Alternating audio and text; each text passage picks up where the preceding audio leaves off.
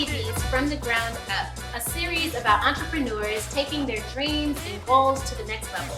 I'm your host, Rakua, and today we're sitting with Elise Placencia, CEO and producer of Blaxicana Fest, an upscale fashion and music experience featuring the talent of up-and-coming artists, including a fashion show of her very own brand, Blaxicana Couture. So we'll jump into the first question, which is, what was the inspiration for the name of your brand, Blaxicana Couture? So first of all, thank you so much, Rakua, for having me. Thank you to the Blackout TV for having me as well. I'm really excited to be here. So the story behind the brand name actually came from my daughter when she was 5 years old. She came home one day from school and she said, "Mom, what am I?"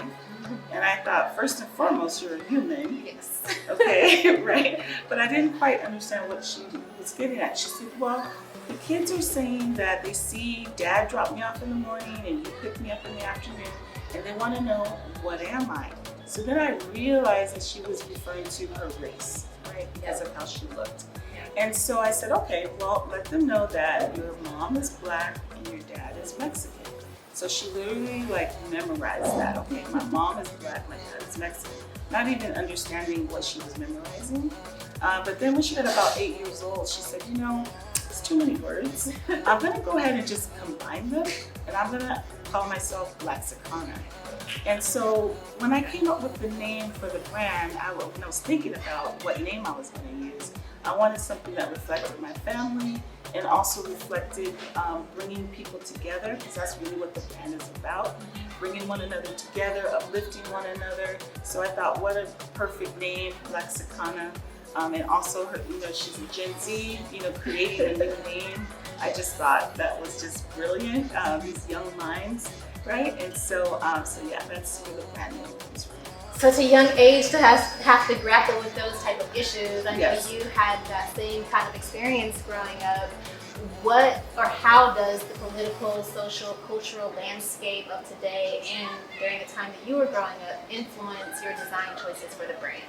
Yes, thank you so much. Yes, I was born and raised in San Francisco, and during that politically charged time, which was the 70s, I personally witnessed protests of all kinds. The feminist movement was in full force, the gay rights movement, as well as I saw Black Panthers. All of this was happening right in front of me. So when I think about my brand, I think about that time and the colors and the music, the fashion of the time. And I actually used to go thrift shopping, and I would create different pieces. I would usually get denim or other plastic pieces and put those pieces together. And I always knew it was coming from that place of that politically charged time in San Francisco, because I just wanted to reflect that within my art choices. Yeah. How does your own personal style influence the brand as well? For me personally, I'm a classic girl. I like just the basic black and white, old school, preppy look for me. But I am very aware that other people love color, and they love, like yourself, so beautiful. And so I make sure that my designs reflect that. I have classic pieces. I have pieces that are wild and crazy, that have lots of color and lots of things going on, because each piece is one of a kind. So really, I have something for everybody. I love that. And I know that the color and fashion in general can sometimes evoke a certain feeling.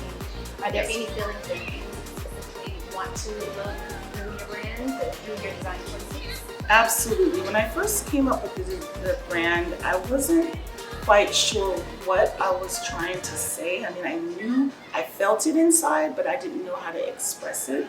And so it was really important to me not to be just a regular denim jacket brand. I wanted it to mean something. I wanted it to be classic, timeless. I wanted people to just resonate with that feeling.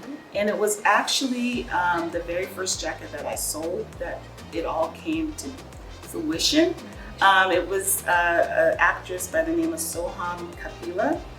She's a British descent, actually of Indian descent, that I met at a Coachella Day Party. It was my first event ever during Coachella Weekend 1. And I just had my pop-up shop of my jackets there. And this actress, Soham, came up and said, wow, why did you design this particular jacket? I said, I don't know why I designed it. And she's like, well, I'm not leaving without it because this jacket is me. And I'm like, what do you mean? What are you talking about? Yeah. And what's next for the brand? Like, where do you want to see Blaxicana Fest, Blaxicana Couture going next? I want as many people to know about what I'm doing and why, which is bringing people together. So my next event is during New York Fashion Week in September 10th. I'm excited. So it's going to be a showcase of up-and-coming talent, as well as a fashion show, up-and-coming models, and just a celebration of who we are, uplifting one another. So I want people to know about that. I want people to follow me. I want people to join me, join the movement, contact me, and become a part of what I'm doing, and just, you know, feel that energy, and just know that it's important that we support one another and uplift one another. Yes, I love that. And I'm sure that some obstacles do come up in any business. They always do. How do you stay focused through that, and what motivates you to keep going even when you have obstacles in the way? So one of the things I've found is my daily routine and my morning routine has to be on point, or otherwise I have a bad day. So basically what I do is I plan out my playlist. I'm a music person, I love music. So I plan the night before what am I gonna listen to in the gym. Get up at a specific time every day, go to the gym, listen to my music, and I also journal right after my workout. So I get my thoughts down, make sure that I'm planning my day, and then I do a prayer and meditation. And I do that every morning. That's how I start my day. And when I do that, I have a fantastic day. If I don't do it, the day's a little not as great. So I know that it's really important to keep that focus, mind, body, and soul working together. And it's just a positive way to start. Consistency is key. Well, thank you so much, Elise, for joining us today. Thank you for joining Blackout TV and another episode of From the Ground Up. See you next time. Thank you so much.